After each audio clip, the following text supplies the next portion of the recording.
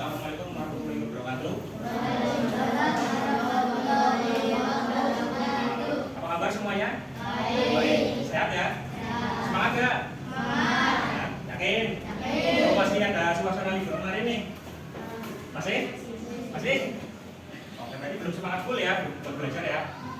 Oke, kali ini kita tepuk semangat dulu ya. Tepuk semangat caranya gini. Tepuk semangat. Semangat. Iya, sekali lagi ya. Nah, semangat tapi ya. Oke, yuk, tepuk semangat.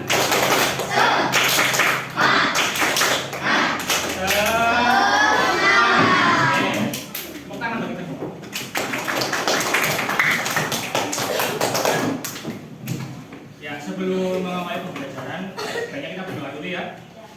Silakan ketua kelasnya siapa? Silakan untuk memimpin doa.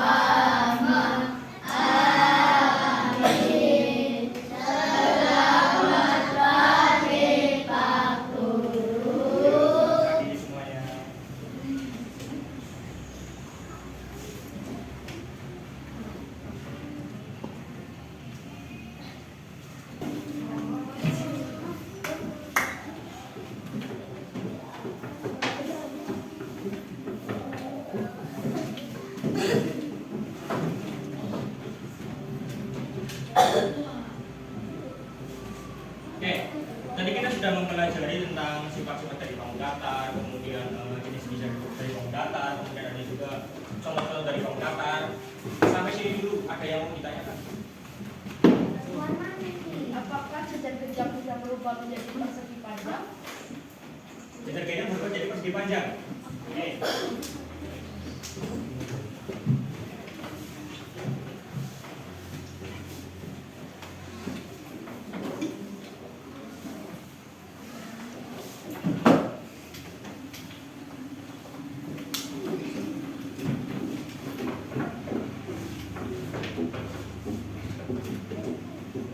Ini agak baca lurus ya.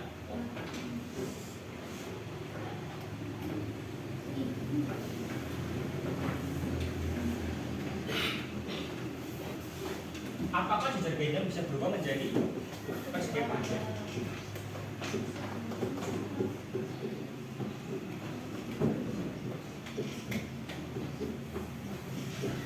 Oke, sekarang coba perhatikan.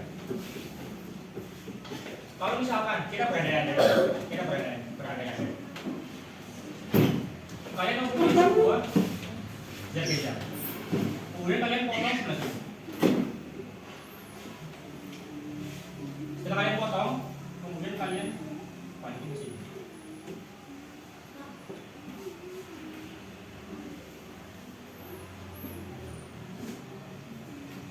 Jadi nggak persegi panjang?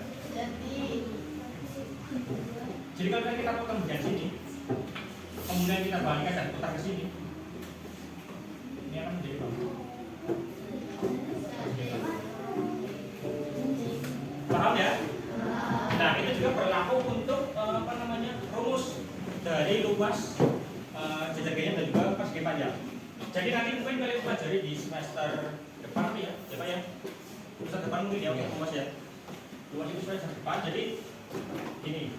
Kalau misalkan untuk persegi panjang, yang tahu rumus luas sih? Lu? Jadi rumus luas dari persegi panjang adalah panjang dikalikan dengan lebar. Itu rumus untuk luas dari persegi panjang. Nah, itu juga berlaku kalau misalkan kalian mau mencari rumus dari jeda beda. Karena kalau misalkan berdasarkan ilustrasi ini, kalian foto sebelah sini, beda sebelah sini, jadilah bangun persegi panjang. Jadi rumusnya itu sama, tetapi yang membedakan adalah bukan lagi panjang kali lebar. Bukan panjang kali lebar. Tapi rumusnya adalah panjang dikalikan dengan 3.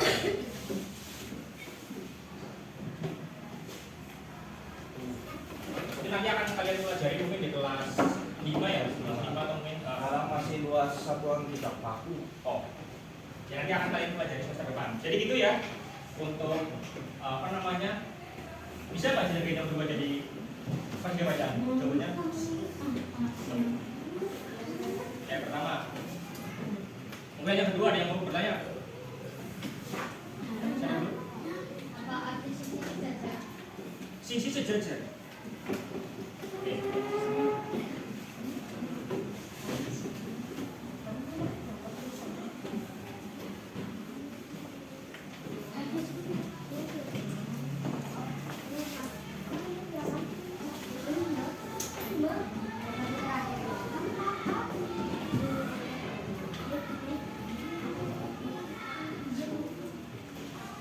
Sisi sejajar.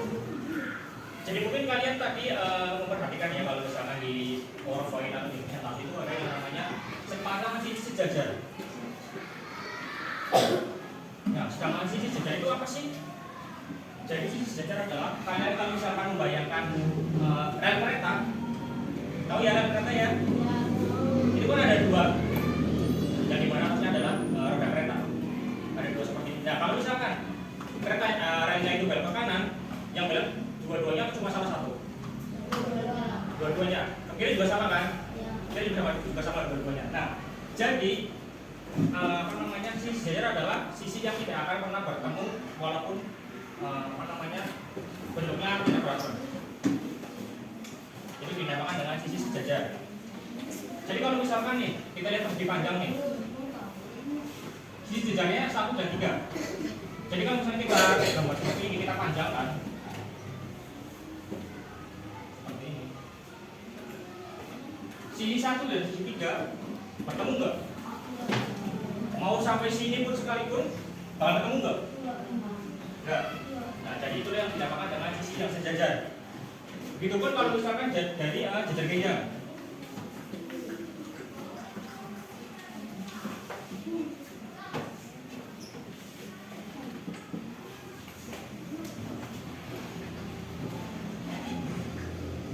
Jajar G-nya itu ada sisi yang miring, sebelah kanan dan kirinya. Nah, walaupun miring, tapi kalau misalnya kita panjangkan seperti ini, bakal ketemu enggak? Nah, itu jadi yang dinamakan dengan sisi sejajar. Jadi mau dikali sepanjang garis panjang apapun tidak akan bertemu.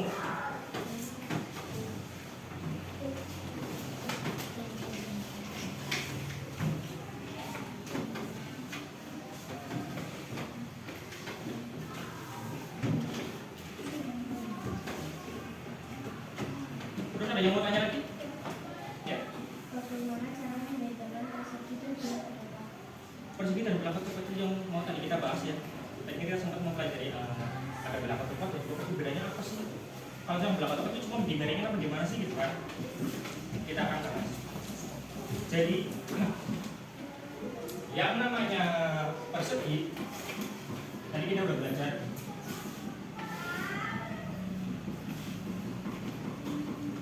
Keempat sisinya itu sama panjang dan juga keempat sudutnya itu sama besar, yaitu 90 derajat. Jadi kalau misalkan perbedaannya dengan belah ketupat,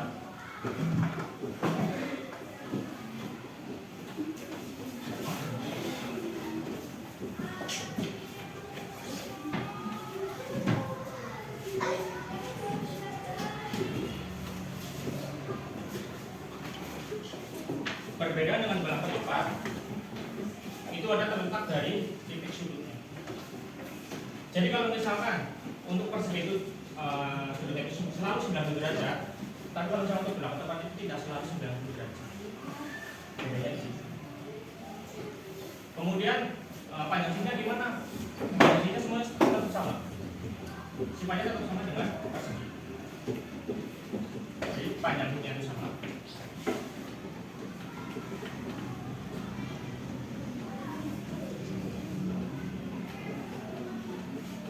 Tapi sudutnya adalah berbeda.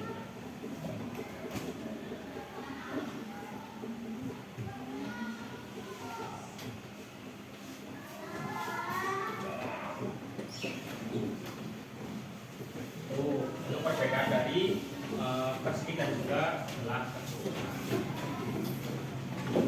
Oke, ada lagi yang mau ditanyakan? Ya.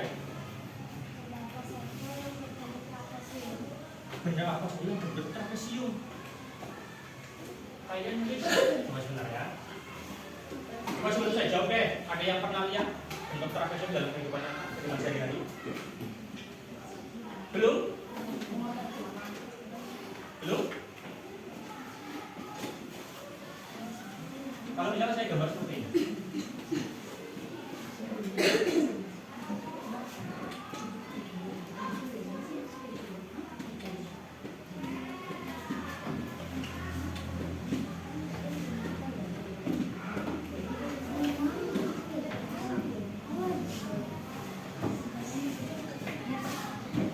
ada yang bisa menjawab letak trapesiumnya di mana? Di atas di bagian atap. Itu untuk penerapan trapesium. Pertama, ada lagi.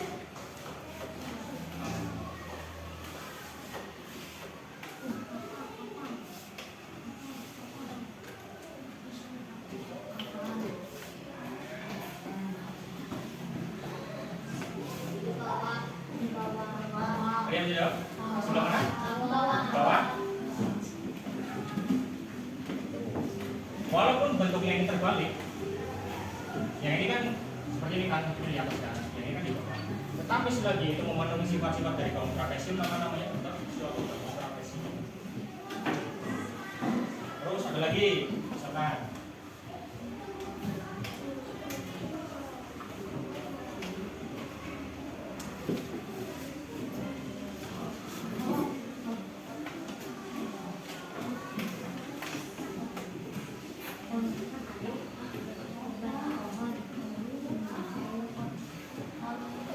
pot di bawah. Nah, jadi tanpa kalian sadari, sebenarnya dari bentuk bangun data itu ada di sekeliling kalian. Mungkin kalian tidak menyadari itu, maka dari itu kita belajar dari ini. Kalau kalian mengetahui ketika bilang sampai rumah tuh, oh iya bangun datanya bentuknya seperti ini, sifat-sifatnya seperti ini, ciri-cirinya seperti ini. Itu kalian bisa memahami, bisa menilai dan juga bisa mengidentifikasi. Terus ada lagi yang mau ditanyakan? Ya. Bangun data digunakan untuk apa? Oke. Jadi seperti yang sudah tadi saya jelaskan ya, penggunaan bangun data itu ada di sekeliling kalian, ada di rumah, di sekolah, di jalan. Jadi banyak sekali menggunakan benda-benda yang bangun datar. Misalkan seperti ini, dalam suatu, jangan rumahnya kelas deh, dalam suatu kelas ini, contoh pengaplikasian bangun datar seperti ada pintu, kemudian ada juga meja, jendela, kemudian yang berbentuk lingkaran ada jam. Jadi banyak sekali fungsi dari bangun datar. Jadi untuk dalam kehidupan sehari-hari itu sangat diperlukan seperti itu ya. Oke. Saya rasa cukup ya untuk sesi tanya jawabnya. Nanti kalau misalkan ada yang mau ditanyakan lagi, bisa ditanyakan di luar jam pembelajaran. Oke.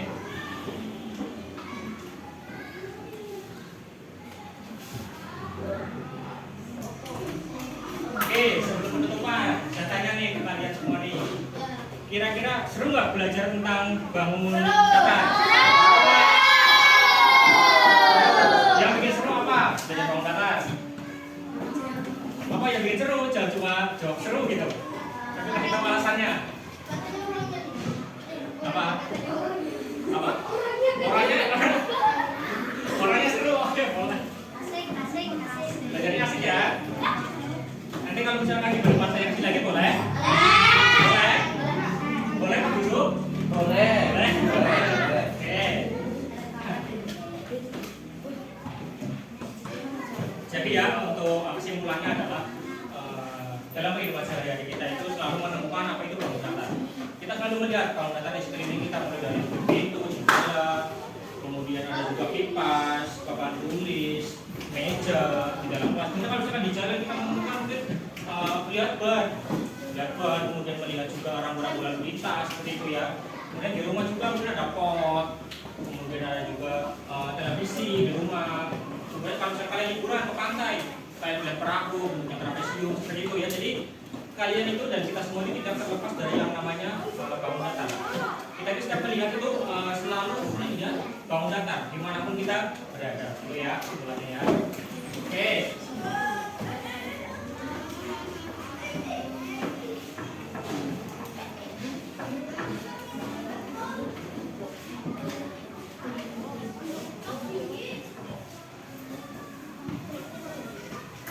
Saya kira kalau setelah mempelajari tentang bangun datar persegi panjang, kemudian segitiga dan juga lingkaran.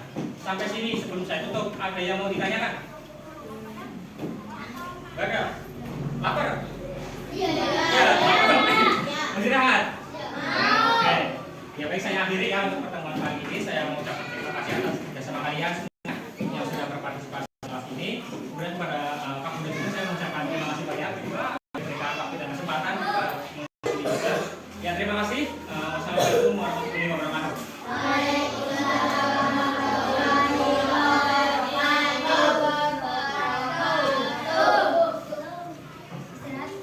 Dibetulkan dulu kursi mejanya.